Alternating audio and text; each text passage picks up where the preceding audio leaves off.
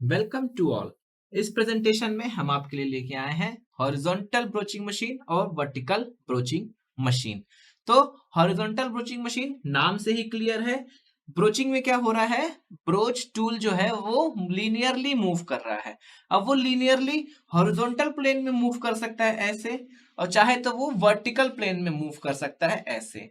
अगर horizontal plane में move कर रहा है तो उसको बोलेंगे horizontal broaching machine. Vertical plane में मूव कर रहा है तो उसको क्या बोलेंगे, वर्टिकल ब्रोचिंग मशीन। तो हॉरिजॉन्टल मशीन जो रहती है वो मेनली पुल टाइप के नेचर की होती है। मतलब क्या करेगा, वो ब्रोच को खींचेगा। मतलब वो ब्रोच कैसे मूव कर रहा है हॉरिजॉन्टल प्लेन में, तो ब्रोच को वो खींचेगा। क्या, एक ड्राइव मैकेनिज्म रहेगा मशीन में जो कि ब्रोच को खींचेगा। तो ये इंटरनल और एक्सटर्नल ब्रोचिंग दोनों के लिए हो सकती हैं, क्योंकि लेकिन ये पुल टाइप की होती हैं मोस्टली, तो ये इंटरनल वर्क के लिए ज्यादा मोस्ट सुटेबल रहती है और इंटरनल ब्रोचिंग इसमें मोस्ट कॉमन रहती है, और पुल ब्रोच जो रहता है मोस्टली अप्लाइड किया जाता है। अब इसमें क्या क्या होता है, एक बेड होता है। बेड समझ गए आप, जिसमें सारे कंपोनेंट्स रखे रहते हैं। लेथ का भी बेड होता था। एक बेड होता है जिसकी बेस कितनी लंबी रहती है। अब ब्रोच ध्यान दीजिए, ब्रोच क्या कर रहा है, ऑरिजेंटली यहां से यहां मूव किया, इसको क्या बोलेंगे, एक जो सिंगल पास किया ब्रोच, उसको क्या बोलेंगे, ब्रोच का स्ट्रोक। तो बेड कितना लंबा रहता है, ब्रोच का जो स्ट्रोक लेंथ होगा उसकी दुगनी लंबाई से थोड़ा सा ज्यादा रहेगा। मींस ब्रोच का स्ट्रोक लेंथ है 10 mm, तो बेड का साइज 20 mm से ज्यादा रहेगा, थोड़ा सा 22-23 mm। मतलब ब्रोच के स्ट्रोक की लेंथ से दुगनी थोड़ा सा ज्यादा रहता है क्या, बेड का base.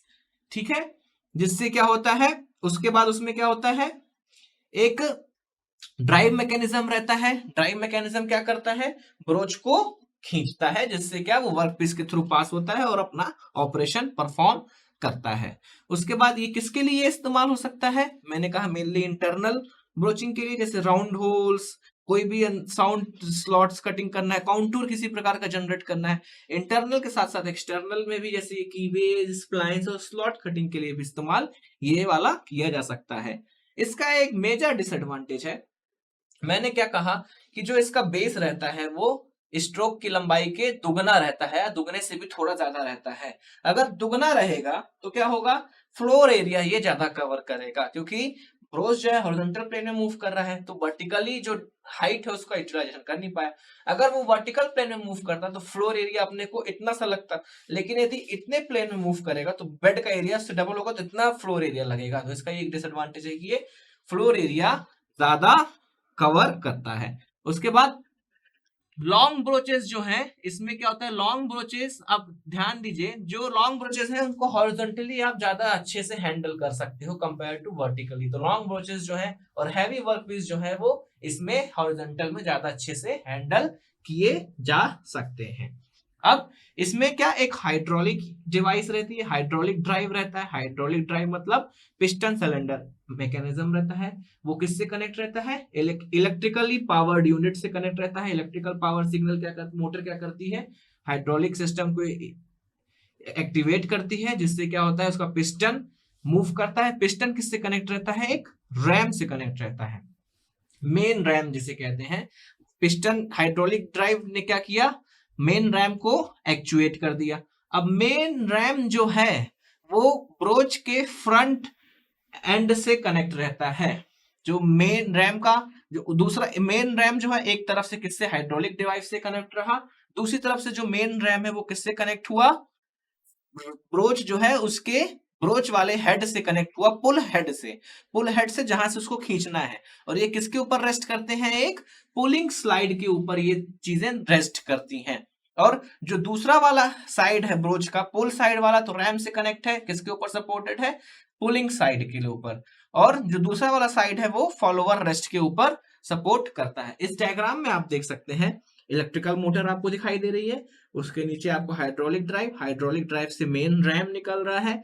Main RAM pulling slide के ऊपर रेस्ट कर रहा है और कनेक्ट कर रहा है किसको, पुल हेड को। मतलब पुल हेड मतलब जो ब्रोच का पुल हेड, जहां से उसको खींचेंगे उस हेड को वो रैम कनेक्ट कर रहा है और स्लाइडिंग से सपोर्ट दे रहा है।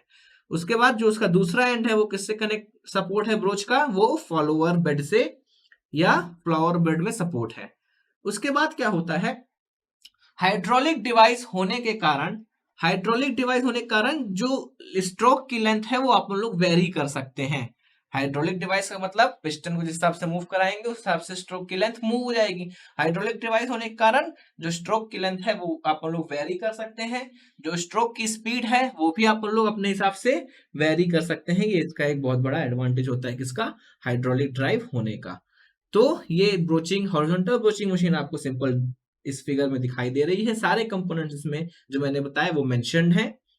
अब इसके बाद देखते हैं ये क्या होती है। मैंने बताया पुल टाइप की होती है, मोस्टली इंटरनल के लिए होती है, लेकिन एक्सटर्नल ब्रोचिंग भी काम कर सकते हैं। बेड का जो लेंथ रहता है वो दुगुना ज्यादा रहता है, किससे, स्ट्रोक लेंथ से, हाइड्रोलिक ड्राइव से रहती है। सारा चीज एक बेड में रखा रहता है। उसके बाद जो सपोर्ट रहता है, स्लाइड में सपोर्ट रहता है। कटिंग स्पीड किस में मिलती है, इसमें 4 से 15 मीटर पर मिनट की कटिंग स्पीड मिलती है। अब कटिंग स्पीड यहां से क्या, अब रिटर्न भी तो होगा, रिटर्न जब होगा वो आइडियल रिटर्न हो रहा है तो वो क्या जल्दी रिटर्न हो जाएगा, तो रिटर्न स्पीड कितनी रहेगी, 35 मीटर पर मिनट की रिटर्न स्पीड रहेगी। इसमें ऑटोमेटिक स्टॉप्स प्रोवाइड किए जाते हैं to control the stroke of the ram. Ram के स्ट्रोक कंट्रोल करने के लिए ऑटोमेटिक स्टॉप्स प्रोवाइड किए जाते हैं। किसके लिए इस्तेमाल होती है, मैंने बताया इंटरनल होल्स के लिए, कॉन्टूर डिजाइन के लिए, और एक्सटर्नल में keyways, splines, gun barrels, rifling, external gearing, internal cutting, सब के लिए सब चीजें ये हॉरिजॉन्टल ब्रोचिंग मशीन इस्तेमाल की जा सकती है। अब अपने को देखनी वर्टिकल ब्रोचिंग।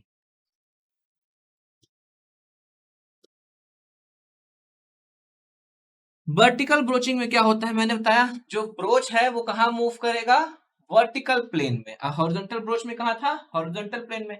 वर्टिकल में, वर्टिकल प्लेन में। तो सबसे पहला फायदा क्या हुआ, जो इतनी लंबी लंबाई चाहिए थी अपने को मशीन को रखने के लिए, मीन्स जो फ्लोर एरिया चाहिए था वो क्या हुआ, जब ऐसे मूव करने लगा तो फ्लोर एरिया घट गया, मतलब बहुत ही कम हो गया। अब वर्टिकल ब्रोच जो रहते हैं, वर्टिकल ब्रोचिंग मशीन वो पुश टाइप की भी हो सकती है, पुल टाइप की भी हो सकती है। मोस्ट पॉपुलर ब्रोचिंग मशीन जो रहती है मेनली किसके लिए होती है, सरफेस ब्रोचिंग के लिए रहती है। तो ये जनरली पुश टाइप की ही रहती है, वैसे पुल टाइप की भी हो सकती है लेकिन जनरली पुश टाइप की, अधिकतर पुश टाइप में इस्तेमाल होती है और सरफेस ब्रोचिंग के लिए इस्तेमाल होती है। उसके बाद अब जब वर्टिकल मूव हो रहा है तो अपन लोग ऊपर से क्या कर सकते हैं, ऊपर से उसको डाउन पुश कर सकते हैं, ऊपर से पुश नहीं, ऊपर से उसको क्या कर सकते हैं, पुल कर सकते हैं, पुल डाउन कर सकते हैं, पुल अप, पुल डाउन, और नीचे से उसको पुश भी कर सकते हैं। ये 3 प्रकार के मोशन आप लोग फीड उसमें दे सकते हैं ब्रोच को मूव कराने के लिए वर्टिकल प्लेन में। ये भी क्या होती है, हाइड्रोलिकली ड्राइव रहती है। हाइड्रोलिकली ड्राइव पिछले वाली भी थी, ये भी हाइड्रोलिकली ड्राइव रहती है। ये एक वर्टिकल ब्रोचिंग मशीन का आपको इलस्ट्रेशन दिख रहा है, देख सकते हैं इसमें फ्लोर एरिया कितना कम लग रहा है। उसके बाद इस वर्टिकल ब्रोचिंग मशीन में ऑटोमेशन जो रहता है बहुत इजी रहता है। ये सेवरल वर्क पीस को एक साथ क्या कर सकती है, ब्रोचिंग कर सकती है। इसमें मल्टीपल ब्रोचेस अपन लोग इस्तेमाल कर सकते हैं, 2, 4, 6 की रेंज में मल्टीपल ब्रोचेस एक साथ इस्तेमाल कर सकते हैं, जिससे कि क्या होगा, कई सारे वर्क पीस एक साथ इसमें ऑपरेशन या मशीनिंग हो सकती है, लेस स्पेस कंटेन करती है। उसके बाद इजिली ऑटोमेशन इसमें किया जा सकता है वर्टिकल ब्रोचिंग में।